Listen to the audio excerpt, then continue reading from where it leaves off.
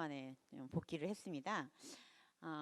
우리 지난주, 지지난주에 제가 사회적 격리를 코로나로 인해서 격리를 했는데요. 지지난주 월요일 날 제가 이제 원주에 우리 아들 면회를 처음이자 마지막으로 갔는데 그날 갔다 와가지고 화요일 날 오전에 우리 둘째가 확진을 받았어요. 그래서 군대도 한번 딱 뒤집혔어요. 제가 왔다 가는 바람에 격리를 바로 또 들어갔죠. 제가 그 격리를 딱 해야 된다는 소식을 듣자마자 화요일 오전 아침에 제가 처음으로 내뱉은 말 한마디가 있어요. 그 말은 무엇이었을까요? 여러분 뭐였을까요? 한마디를 딱 했어요. 제가 시리즈 설교를 하고 나서 지금 다시 처음 쓰는 거죠, 이 설교 강단에. 처음에는 출애굽기 시리즈를 했고 두 번째는 뭔 시리즈를 했죠. 맞아요. 감사 시리즈를 했죠. 처음 마디가 뭐였을까요? 제가 주님 감사합니다 라는 말이 터져 나왔어요. 저도 저 자신을 믿기가 어려웠어요. 네, 5주간 여러분과 함께 감사 시리즈를 통해서 말로만 했던 선포가 헛게 아니었구나. 고난이 찾아오자마자 저에게 입에서 툭 나온 말이 바로 감사합니다 라는 게 5주 동안 저에게 훈련이 되었던 거예요. 설교를 통해서 주님이 저를 훈련시키고자 했다는 것을 그 순간 깨닫게 되었어요. 그리고 이걸로 끝나나 했는데 감사를 입으로 뱉었지만 몸은 감사를 감당하기 어려웠던 것 같아요. 그래서 제가 우리 아이가 그 확진 받고 격리되는 그 순간에 제가 여기에 담이 왔어요. 그래가지고 일주일 동안 숨을 못 쉬고 거의 이제 누워 있다가 일어나기도 힘들 정도로 여기 통증을 느꼈거든요. 감사라는 게 참 쉽지가 않은 것 같아요. 말로는 하고 정신적으로는 했지만 몸이 스트레스를 받는 거는 우리가 어떻게 할 수가 없었던 것 같아요. 그러나 그렇게 통증 가운데서도 제가 또 하나님께 감사하는 입술을 제가 선포하기 시작하는데 오른쪽에서 왼쪽으로 놓을 때 너무 힘든 거예요. 주님, 그동안 제가 잘 때 뒤척인 것도 감사합니다. 근데 숨이 안 쉬어져서 저는 진짜 제가 코로나인 줄 알았잖아요. 숨이 안 쉬어져서 숨을 쉬는 것도 주님 감사합니다. 그리고 자리에서 아침에 일어나는 것도 기적입니다 라는 고백을 일주일 동안 하게 됐습니다. 2주간 가정에서 격리를 하면서 한 이틀은 먹고 자고 했어요. 사람이 먹고 자는 게 3일이니까 한계가 느껴지더라고요. 그래서 그동안 이제 밀려뒀던 빨래와 밀려뒀던 청소와 여러 가지 잡화를 이제 대청소를 하기 시작했어요. 하면서 제가 작년에 제 기도 노트를 쓰고 있는데 좀 올해 조금 시원찮게 썼어요. 잘 안 했거든요. 네, 바쁘다는 핑계로 읽어보게 된 거예요. 제 기도 노트를 2020년도 재작년이죠. 5월 8일 기도 제목이었는데 제가 이 마지막 부분의 기도 제목을 딱 보고 너무 놀란 거예요. 성경이 지식이 되는 것이 아닌 실제적인 영의 양식이 되게 하셔서 생명을 살리는 말씀을 전하게 해주세요.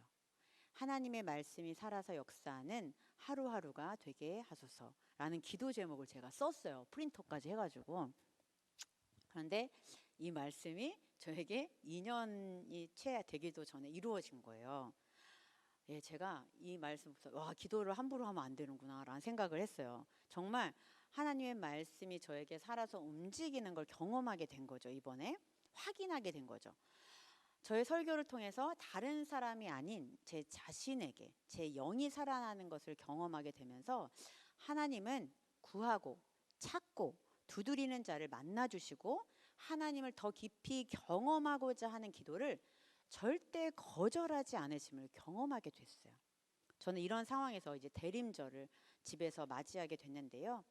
그래서 이 기도를 가지고 설교를 준비했습니다. 대림절에 제가 처음이자 마지막으로 대림절 한 번을 딱 드리게 되는데 이 대림절에 어떤 말씀을 가지고 우리 청년들과 나누면 좋을까라는 생각을 하다가 양식으로 오신 예수님이라는 제목으로 한번 말씀을 전해야 되겠다라는 생각을 했어요.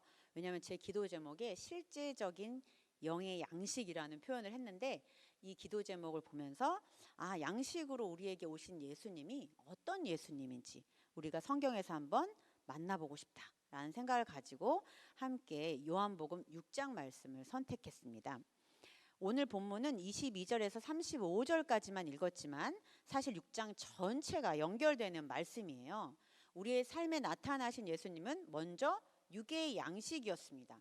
오늘 본문 앞절에 보면은 우리 찬양도 했어요. 빈들에서 걸을 때 뭐 이거 할 때 오병이어 이야기를 했는데 오병이어 사건이 기록돼요. 6장 초반에. 그리고 중간 삽입 브릿지 부분이 나타나는데 바다 위로 걸으신 장면이 잠깐 삽입된 이후에 다시 오병이어 사건으로 인해서 더 얻어먹을 게 없나 찾아온 사람들이 무리들이 전개됩니다. 그리고 오늘 본문에 예수님이 말씀하신 에고에임이 예수님이 왜 오셨는지 누구인지 분명히 밝히고 있는 6장의 거대한 스토리 안에 있습니다.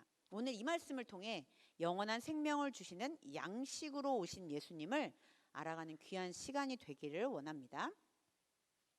인류가 오랜 시간 고민해 왔던 것이 무엇이었을까요? 인류가 오랫동안 굉장히 고민했던 게 바로 먹거리였어요. 먹거리. 맛있는 거 많죠? 예, 우리 점심 다 드셨죠? 예, 오후라는 작가가 나는 농담으로 과학을 말한다라는 책에서 이런 말을 썼어요. 인구 증가에 따른 식량 문제는 오랜 시간에 풀리지 않는 숙제였다라고 말하고 있어요. 이처럼 사람들이 먹고 마시는 문제는 중요한 삶의 기본이 되었고 인류는 오랜 시간 이 문제를 해결하기 위해서 과학이랑 기술 여러 가지 측면의 노력을 해왔다고 기록되어 있는데요.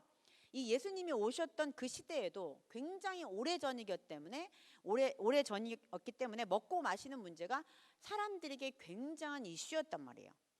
양식이라는 게 뜻이 뭐냐면 사람이 기본적으로 생존하기 위한 먹거리가 바로 양식이에요. 양식. 이때 예수님이 이 땅에 오셔서 육의 양식을 채워주신 사건이 바로 오병이어 사건이죠.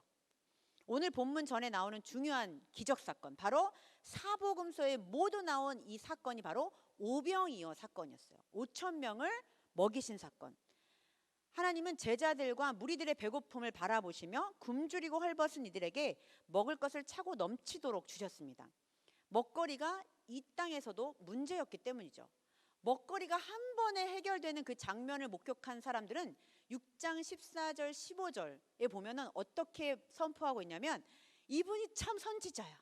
이분이야말로 우리 세상의 왕이 되셔야 돼 라고 사람들이 무리를 지어서 말하기 시작했어요. 그런데 하나님은 이 땅에 오신 목적이 그것만이 아니라는 것을 알고 계셨죠. 그것보다 더 중요한 것이 있다라고 말씀하시기 시작합니다. 15절 후반부에 혼자 산으로 떠나셨다는 기록이 있어요. 그 이유는 우리의 먹을 육의 양식보다 더 중요한 것이 있기 때문에 그것을 희석시키지 않기 위해서 산으로 떠나시죠. 그리고 22절에 와서 무리들은 선지자이며 세상의 왕으로 삼고자 떡을 구하시는 예수님, 떡을 우리에게 주신 예수님을 찾고자 가버나움으로 다시 사람들이 정말 혈안이 돼 있습니다. 사람들은 열정적으로 주님을 찾고 있어요. 그러나 그것이 정말 주님이 필요해서였을까요? 아니었을 거예요. 주님보다 그 양식에 더 관심이 있었겠죠. 지난주에 읽었던 100번의 위로라는 이상옥 교수님의 책을 읽었어요. 이 책에 이런 구절이 있었습니다. 욕망과 세상의 가치에 휘둘리면서도 이를 가슴 두근거리는 열정이라 스스로를 속였던 지난날을 반성합니다 라는 문구가 있어요. 이 교수님의 고백이에요. 저는 이 고백을 보면서 내가 가버나움으로 예수님을 찾아온 그 무리 중에 한 명이구나. 열심히 내 사역을 하고 열심히 내가 살아왔던 그 삶이 혹시나 세상의 가치와 욕망 때문에 가진 나의 열정이라고 속이는 것은 아니었나. 내가 그것을 가슴 두근거리는 열정이라고 생각하면서 내 열심을 합리화하지는 않았나? 라는 생각을 한번 해보았습니다. 우리는 삶 속에서 우리의 열정이 혹 주님을 위한 일인지 돌아볼 필요가 있지요. 사실은 내 먹거리를 위한 일이었는데 주님을 위한 일인 척을 하고 있지는 않았을지 우리 오늘 반성해보는 시간이 있었으면 좋겠습니다. 육의 양식만을 관심 있어 하는 자들은 오늘 본문에서 3번의 질문을 예수님께 합니다. 그런데 예수님은 우문현답을 하시죠. 본문에는 3번의 우문현답이 나오는데요. 이 우문현답이라고 하는 것은 어리석은 질문에 현명한 대답을 해주신다라는 게 바로 사자성어로 우문현답입니다. 주님께서 3번의 답을 해주시는데요. 25절에서 27절, 25절에서 27절은 25절은 질문하는 거, 27절은 답을 해주시는데요. 25절에 주님 어디 계세요? 라고 물어보니까 예수님께서 뭐라고 하냐면 썩을 양식을 위하여 일하지 말고 영생하도록 있는 양식을 위하여 하라. 이 양식이 뭐라고요? 바로 예수님이다 라고 이야기하고 있죠. 예, 어디 계시냐고 물어보니 엉뚱한 답을 하지만 현명한 답이셨죠. 25절에 또 예수님께 묻지요. 선생님 언제 여기 오셨나이까? 라고 물으니 이 상황을 너무 잘 알고 있는 예수님께서 내가 진실로 진실로 너희에게 이르노니 너희가 나를 찾는 것은 표적을 본 까닭이 아니오 떡을 먹고 배부른 까닭이로다. 예수님은 우리의 속마음을 귀신같이 아시죠. 예수님을 따라온 사람이 바로 예수님 때문이 아니라 오병이어 기적을 보고 야 5천 명을 먹이신 분이 우리의 모든 먹거리를, 우리의 모든 삶을, 우리의 모든 현실을 해결할 수 있는 분이구나 라는 것으로 찾아온 것이죠. 31절에서 32절에서는 두 번째 우문현답이 나오는데요. 구약의 광야에서 매일 40년 동안 모세를 통해 만나를 먹이시는 장면을 말씀하세요. 이 무리들이 우리가 본 표적, 이것을 우리의 먹거리로 계속 채워주세요 라는 질문을 해요. 그래서 예수님이 답을 하죠. 내가 진실로 진실로 말할게. 모세가 준 떡은 하늘로부터 온 참떡이다. 그게 바로 보이는 떡이 아니라 그 떡은 나야 나 라고 얘기하는 거죠. 그럼에도 불구하고 또 3번째 어리석은 부탁을 합니다. 주여 그러면 이 떡을 항상 우리에게 주세요. 항상 우리에게 주세요. 또 보이는 떡에 대한 이야기를 하고 있죠. 마지막으로 예수님께서 이렇게 말씀하십니다. 나는 생명의 떡이니 내게 오는 자는 결코 줄이지 아니할 터요 영원히 목마르지 않을 것이다 라는 답변을 해주십니다. 이것은 매일매일 걱정과 염려할 필요가 없는 영의 떡이야.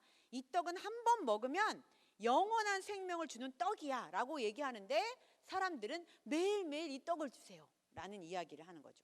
우리는 이 3가지 우문현답을 통해서 우리가 어떠한 존재인지를 성경은 말해주고 있습니다. 지독히도 못 알아듣는 사람들이에요. 지독히도 깨닫지 못하는 게 우리입니다. 우리는 육의 양식만을 관심 있어 하는 자들이에요. 저는 이 구절을 보면서 한 사람이 생각났어요. 저와 함께 사는 분이에요. 코로나가 끝나고 처음 한강으로 남편과 함께 산책을 갔어요. 콧바람을 쐬면서 이렇게 나오니까 행복할 수가 없더라고요. 우리 남편이 걸어가면서 이런 이야기를 하더라고요. 아는 지인이 있는데 이번에 건물 하나를 샀다는 거예요. 건물 하나를 샀는데 이 건물이 만약에 10억이면은 은행을 대출을 받았는데 12억을 대출해 줬다는 거예요. 12억을. 그 건물보다 더 많이 대출해 줬다는 거예요. 그러면서 저한테 질문을 하는 거예요. 문정아, 너 옆에 교회나 또 사역자들 중간중간 아는 분들 중에 은행 지점장을 아는 사람이 있니? 이렇게 물어보더라고요. 그래서 없어. 그런 사람이 주변에 없어. 그러면서 남편이 탄식을 하더라고. 어떻게 47년을 살면서 이렇게 대출 받을 지점장 하나가 아는 사람이 없을까? 내 인생이 너무 허무하다라고 얘기를 하더라고요. 그래서 제가 목사니까 또 옆에서 얘기했죠. 오랜만에 나왔으니까 싸울 순 없잖아요. 그따위로 살지 마라 할 순 없잖아요. 그래서 저는 목사답게 얘기했죠. 여보, 우리 하나님 아버지가 지점장보다 더 끝발이 있잖아. 기도하자. 그랬더니 남편이 너무 웃긴 거예요. 이렇게 두 손을 번쩍 들면서 하나님 저에게 대출을 받게 해주세요 라고 기도를 하는 거예요. 정말 한강에서 정말 필요합니다. 봐봐 내가 이렇게 기도하고 있지? 하나님 웬만하면 안 되면 로또라도 해주세요. 이렇게 기도를 하고 있는 거예요. 그래서 한바탕 남편과 웃었어요. 남편이 마지막으로 한마디 했습니다. 하나님 저는 이 정도밖에 안 되니까 제가 달래는 것 좀 주시면 정말 행복할 것 같아요. 이러면서 다시 기도를 하더라고요. 근데 저는 그 기도를 듣는데 남편이 너무 귀엽더라고요. 진솔한 고백이라고 생각했어요. 왜냐하면 우린 사실 이 무리들처럼 세 번의 어리석은 질문을 하는 인간이잖아요, 우린. 근데 그거를 꼭 가려요, 가식적으로. 아닌 척. 물질이 좋잖아요. 돈이 좋잖아요. 건강하면 좋잖아요. 근데 그거를 어떻게 하면 아닌 척 가면을 쓰고 사는 그런 내 자신이 더 부끄러웠어요. 예외가 아니었죠, 저도. 우리는 오늘 요한복음에 나오는 무리들과 같아요. 오병이어의 기적을 한번 맛봤어요. 그 표적을 또 구하고 싶은 게 우리 인간이에요. 우리는 그것에만 관심이 있습니다. 우리가 먹고 마시는 것이 채워지면 다 되었다, 괜찮다, 하나님 그러면 제가 더 열심히 하겠습니다 라고 하지만 사람 욕심 끝이 없대요 는 말이 있죠. 저 남편한테 진짜 그런 말 많이 해요. 사람 욕심 끝이 없네. 제가 항상 얘기를 하거든요. 하나가 채워지면 또 다른 것을 채우고, 명예를 얻으면 돈을 얻고 싶고, 돈을 얻으면 권력을 얻고 싶은 게 인간이죠. 먹는 것, 마시는 것, 입는 것을 충족할 돈도 마찬가지입니다. 제가 되게 좋아하는 영화 중에 한 편이 원나잇이라는 영화인데요. 인간의 욕망을 잘 나타내주는 영화예요. 평범했던 대학생 민재라는 인물이 모든 걸 속여 은행 돈을 빼내는 일명 작업대출계 전설의 베테랑인 장 과장을 만나면서 이 업계, 사기 업계의 샛별로 거듭나는 영화입니다. 이 영화에서 민재가 사기를 치다가 이 사기가 얼마나 사람들을 피폐하게 하는지를 깨닫고 난 다음에 이렇게 고백합니다. 영상을 함께 보도록 하겠습니다.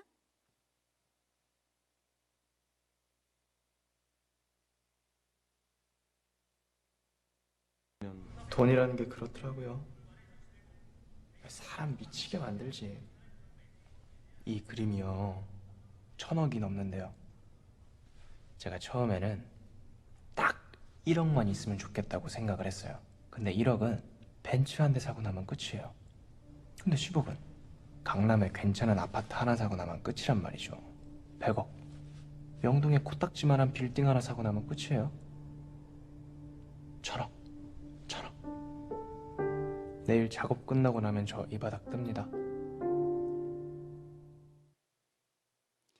예수님은 이렇게 욕망 덩어리인 우리들에게 육의 양식을 채워주시기도 하지만 궁극적으로 육의 양식만을 넘어서 생명의 양식을 주러 오셨습니다. 이 생명의 양식을 먹는 자는 영원한 생명을 얻게 되지요.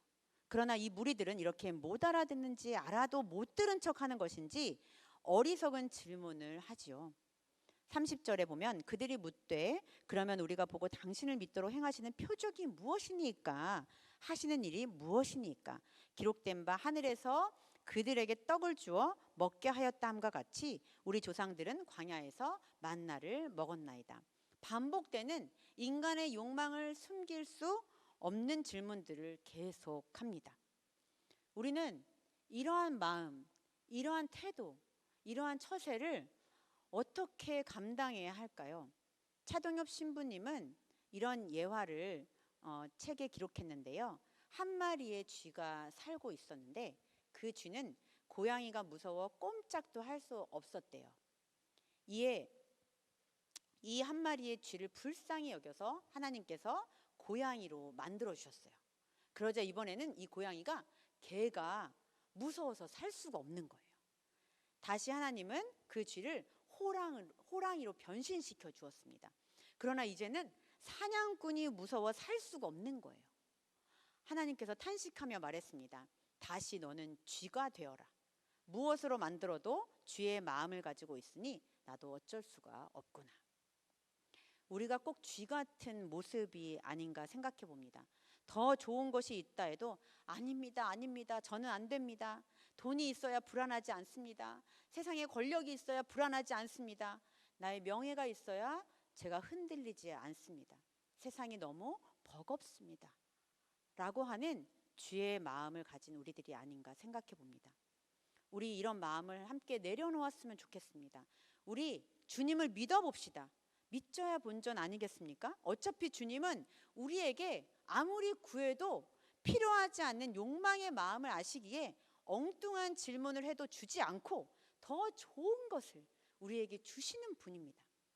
주님은 34절에 주여 이 떡을 항상 우리에게 주소서라는 질문에 하나님은 순간 없어질 것이 아닌 영원한 것을 우리에게 주시겠다고 약속하고 계십니다. 35절 말씀 함께 읽겠습니다. 시작.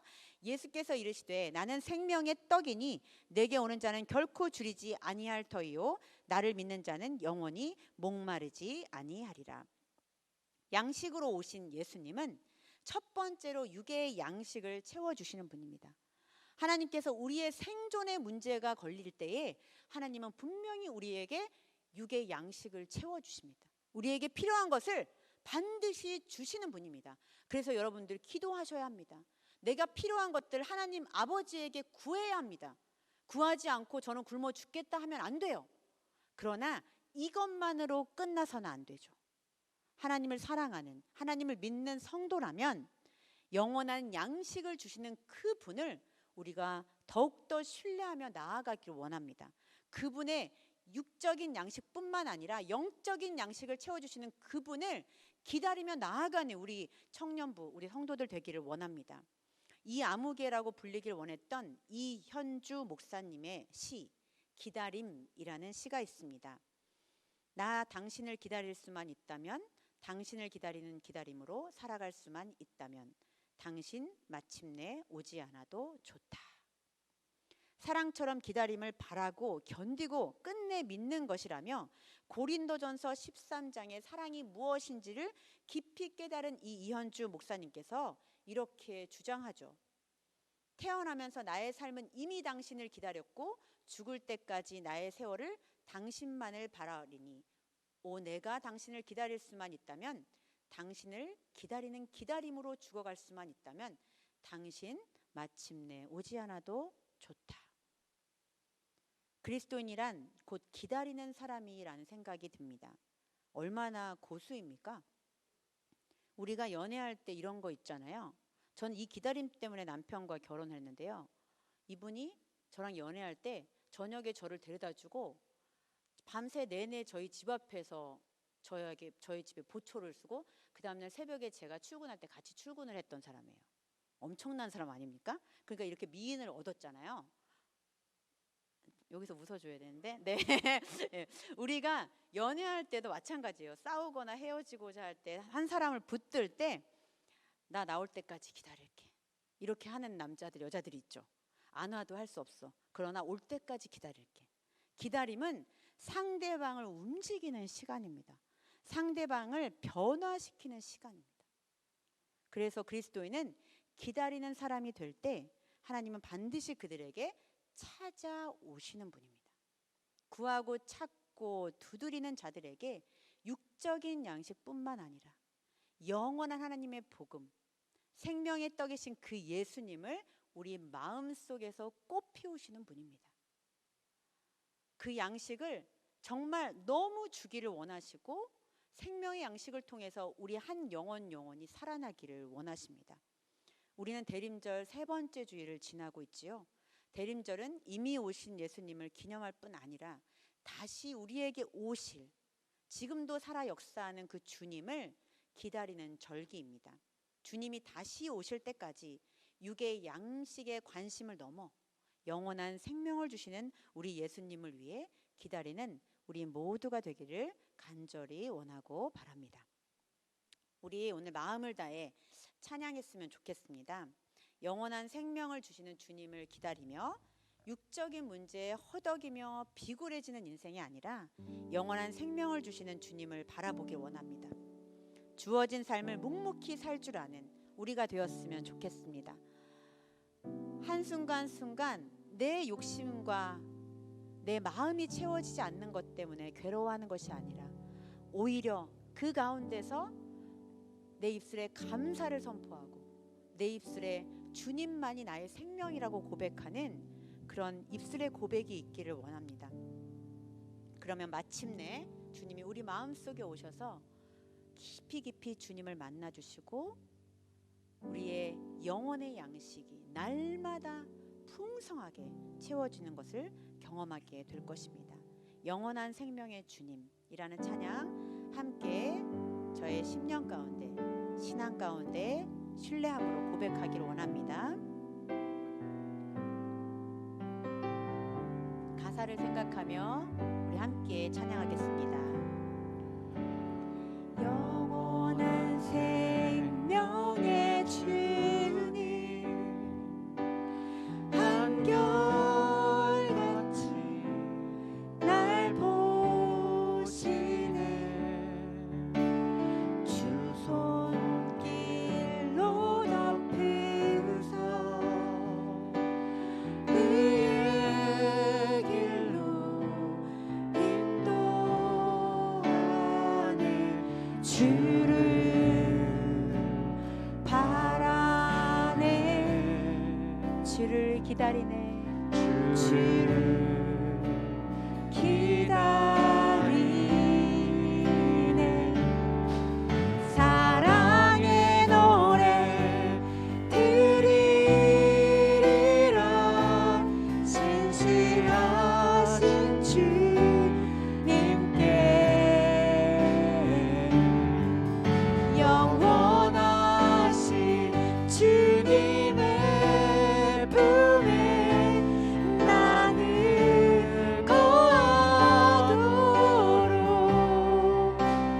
하소서. 우리 다시 한번 고백하겠습니다. 영원한 생명의 주님, 영원한 생명의 주님, 한결같이 날 보시네. 주 손길로 덮으사 의의 길로 인도하네. 주를 바라네. 주를 기다리네. 사랑의 노래 드리리라. 신실하신 주님께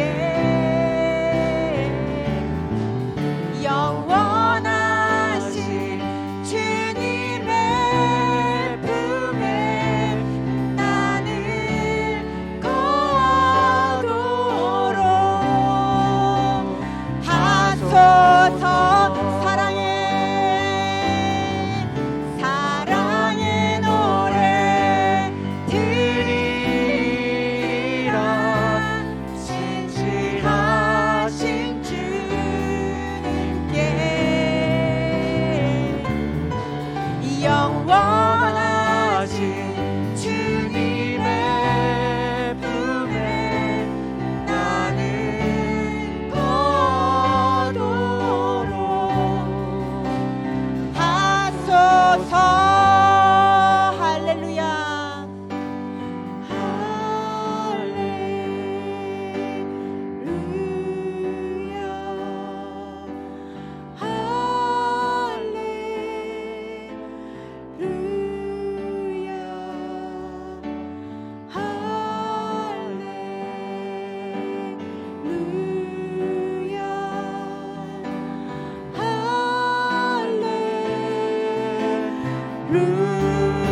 선포합니다. 주님을 찬양합니다.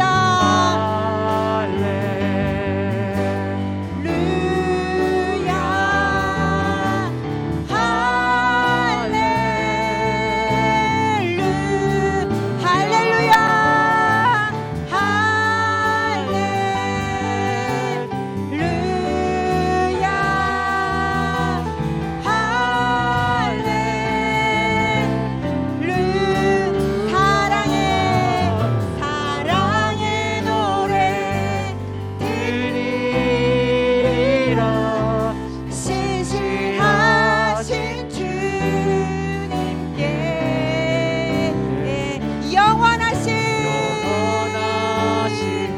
주님의 품에 나는 거하도록 하소서. 우리 함께 기도하기 원합니다. 영원하신 생명의 주님, 주님 오늘 이 자리에 우리에게 오셔서 주님 주님 역사하여 주시고 우리의 마음속에 주님의 생명이 가득 차게 하여 주시옵소서. 내가 현실 속에서 부딪히고 넘어지는 사람이 아니라 현실을 극복하며 아버지 복음으로 넘어온 하나님의 성도들, 하나님의 귀한 자녀들 될 수 있도록 축복하여 달라고 함께 기도하겠습니다. 주님 감사와 찬양을 주께 돌립니다. 주님을 찬양합니다. 주님 거룩하십니다. 주님 우리의 영적인 모든 것을 채워주시며 육적인 것도 채워주시는 주님이신 줄 믿습니다. 아버지 주의 거룩한 성소 안에 아버지 오늘 이 시간에 주님 찾아와 주셔서 우리의 마음을 만져주시고 우리가 주님을 받아들이며 주님을 영원히 사모하게 하여 주시옵소서. 사랑의 노래를 부를 때 아버지 영원한 주님의 생명이 우리 안에 가득 차게 하셔서 흔들리고 넘어지는 것이 아니라 오직 주님을 바라며 주님을 기다리게 하여 주시옵소서. 우리 가운데 역사하는 주님, 아버지 우리는 아무것도 할 수 없고 아무것도 없는 아버지 주님 정말 죄인 중에 괴수입니다. 아버지 우리의 이 죄인을 아버지 주님께서 보살펴 주시고 인도하여 주시고 아버지 거룩한 산도사로 우리를 삼아 주셔서 우리가 주님을 더욱더 고백하게 하시고 아버지 주님을 찬양하며 주님을 기다리는 자리 될 수 있도록 도와주셔서 사랑의 노래를 부르게 하시고 주님의 인도하심을 찬양하게 하여 주옵소서. 대림절을 맞아요 주님을 기다리며 아버지 주님을 찬양하는 자들 될 수 있도록 인도하여 주시옵소서. 주님 감사와 찬양과 영광을 올려드립니다. 주님 붙들어 주시옵소서. 우리를 붙들어 주실 때에 성령님 역사하여 주셔서 우리의 모든 것들을 채우시는 주님을 경험하게 하여 주시옵소서. 주님 감사와 주옵소서. 사랑의 주님, 생명의 떡으로 오신 주님, 이 대림절에 주님 우리에게 오셔서 결코 줄이지 않으며 결코 목마르지 않는 생명을 우리에게 부어 주시옵소서. 힘들고 어려운 시절을 만났지만 우리가 이것으로 좌절하지 않고 넘어지지 않겠습니다. 주님 다시 일어서겠습니다. 그리고 사랑의 주님, 주님을 찬양하겠습니다. 우리 오늘 함께 모인 주님의 사랑하는 자녀들 가운데 아버지 예수 그리스도를 아직 마음에 받아들이지 못한 하나님의 자녀가 있다면 택해 주시고 만져 주시고 오늘 찾아가 주셔서 주의 사랑을 느끼게 하시고 주님의 복음이 그 영혼 가운데 심겨지게 하여 주시옵소서. 그래서 이제는 더 이상 육적인 양식만을 구하는 자들이 아니라 오히려 주님의 생명의 양식을 구할 때에 그 모든 것을 더하시는 주님을 경험하는 우리 한 사람 한 사람 되게 하여 주시옵소서. 감사드리며 예수님의 이름으로 기도합니다. 아멘.